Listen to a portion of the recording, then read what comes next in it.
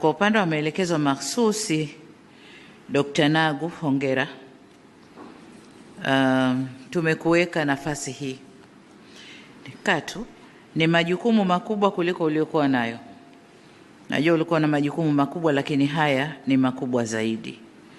Kwa hiyo nadhani kwa kipindi kichache nilichokuweka nje kidogo ya majukumu, ingawa ulikuwa unaendelea na majukumu yako ya kawaida, utakuwa umesoma somo na kwamba utakwenda kutekeleza vyema majukumu yako hapa kama kiapo ulichokula hapa.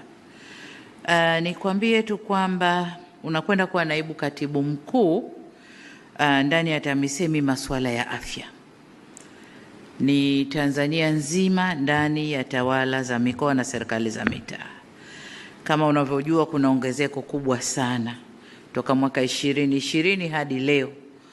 Ongezeko kubwa la zahanati, ongezeko kubwa la vituo vya afya kwenye makata, hospitali za wilaya na zile hospitali kubwa za mikoa na za rufaa, sio za kwako na za mikoa, lakini huku chini kwenye maeneo yako kuna ongezeko kubwa. Lakini pia serikali imefanya kazi kubwa kupeleka vifaa tiba, vitendanishi, wataalamu na mambo kama hayo, na tunaendelea kupeleka.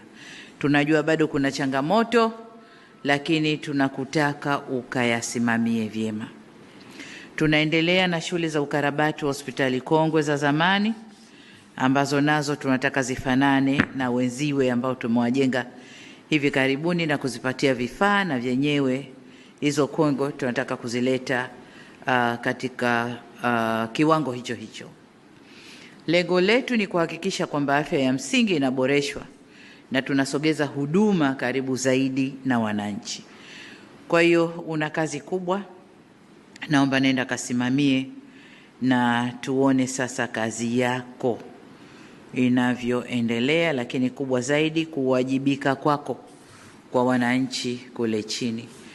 Kasimame vyema, kwa sababu nafasi yako hiyo kuna kushirikiana na wanasiasa, hasa wabunge na madiwani, na wenyewe wana changamoto zao. Bunge yuko hapa anajua.